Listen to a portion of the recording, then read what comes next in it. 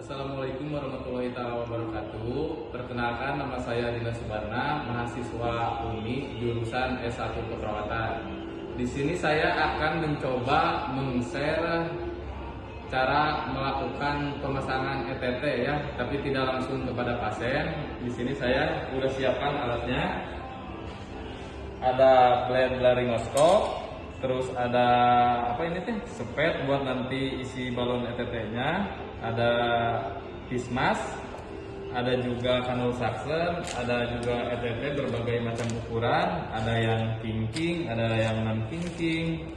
Kemudian ini ada mandren atau stilet ya, bila nanti ada kesulitan saat pemasangan ETT bisa dimasukkan ini ke dalam yang non kinking, dipakaikan jeli ya, biar gak licin. Ini stetoskop, nanti gunanya untuk mendengarkan suara suara ya masuk atau tidaknya ETT ke dalam trakea ya. Jadi didengarkan pakai stetoskop. Kemudian ini ada budel atau bisa disebut juga mayo berbagai ukuran 3 sama yang 4. Ada juga plester buat nanti fiksasi. Ada juga bagging ya kalau pakai manual, dan bisa juga pakai mesin. Ini mesin anestesi ya. Kalau ada pasien biasanya suka pakai ini. Dan ini juga ada suction, wajib ya. Jadi persiapan itu 70% menentukan keberhasilan pemasangan ETT. Bukan karena kita jago memasang ETT ya, tapi intinya persiapan itu kalau pemasangan ETT harus 70%. Jadi dimana nanti kita terkendala kesulitan, fasilitas sudah siap ya. Ini dipasangkan di sini.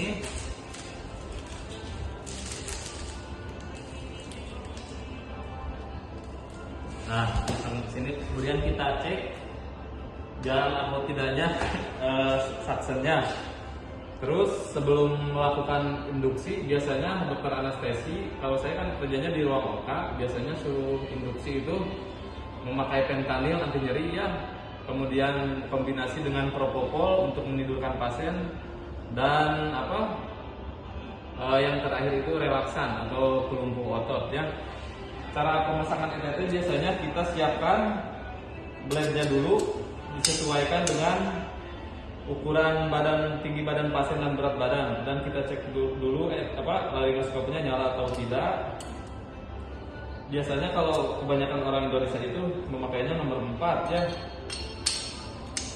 Siapkan ETT-nya, dibuka dulu. Saya di sini mendemonstrasikan yang pakai non kinking ya. Ini harusnya dijeliin ya. Ini ada jeli.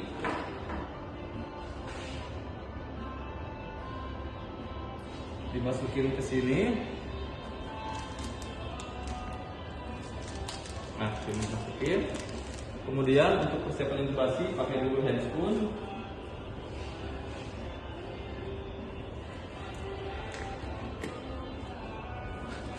Pakai handspoon.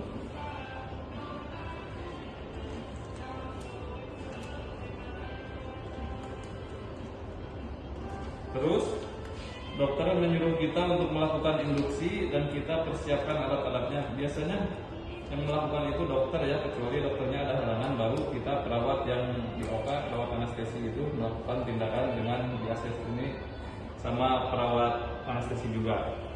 Masuk obat fentanyl, propofol dan relaksan. Kemudian kita nyalakan atau kita bagging dulu, biasanya bagging dulu ya kalau ada pasien. Enaknya kalau ada pasien jadi kita bisa langsung praktekkan.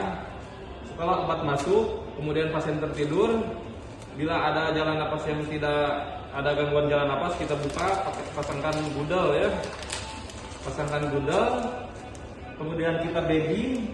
Kalau pakai bagging ya, itu ada bagging, tapi saya di sini menggunakan mesin aja. Kita bagging, nyalakan semua komponen yang ada di mesin anestesi, kita bagging ke pasien, di bagging ya.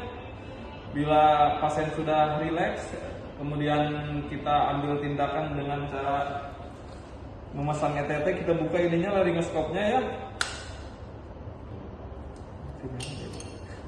Kemudian kita buka laryngoscope dan kita lakukan pemasangan ETT ya.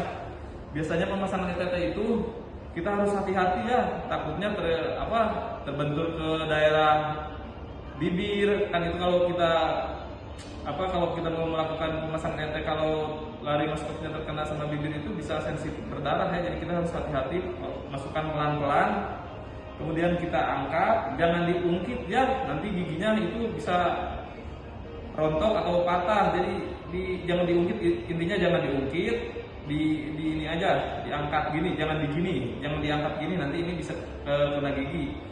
Mayo yang sudah ditempel tadi dilepaskan, masukkan ke TT, masukkan laryngoscop gitu, kemudian kita intip, sama dipersiapkan ininya ya, ETT-nya, tergantung berat badan pasien sama tinggi badan, biasanya nomor 7 atau 6,5 atau nomor 7. Persiapkan, kita intip. Bila epiglottisnya udah kelihatan, efek dari obat relaksannya itu udah benar-benar pas gitu. Epiglottis itu enggak ngembang kempis ya, terbuka terus. Beda kalau kita nggak pakai obat relaksan, epiglottisnya itu buka tutup, jadi kita itu benar-benar susah, harus benar-benar mengintip. Jadi kalau udah pakai obat relaksan enak gitu, terbuka. Kita masukkan ETT-nya, kemudian diangkat, dicabut. Ininya jangan lupa dicabut, hubungkan.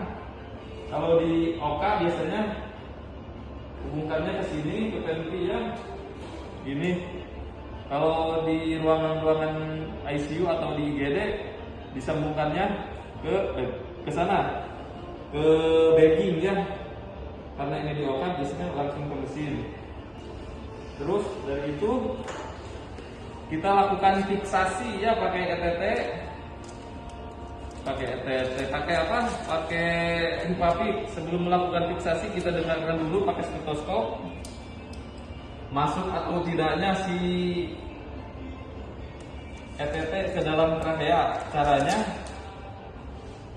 kita sambil pegang, sambil nanti di bagging, lalu suaranya kita samakan antara kanan dan yang kiri. Kalau misalkan terlalu besar ke sebelah kanan, ditarik juga ETT-nya, jadi kita harus sambil pegang ya, biar memastikan udaranya kanan sama kiri itu sama ya. Setelah sama, tadi diisi dulu balonnya, jangan lupa diisi balon dulu ETT-nya. Saya suka lupa kalau nggak ada pasien tahapan-tahapannya, jadi masukkan dulu spet, pakai spet 15 atau 25 sebanyak 5 cc udara, kemudian kita fiksasi pakai hipapik. Enaknya pantong ya, fiksasi sininya, fiksasi 2 fiksasi. Setelah itu sudah pemasangan ETT.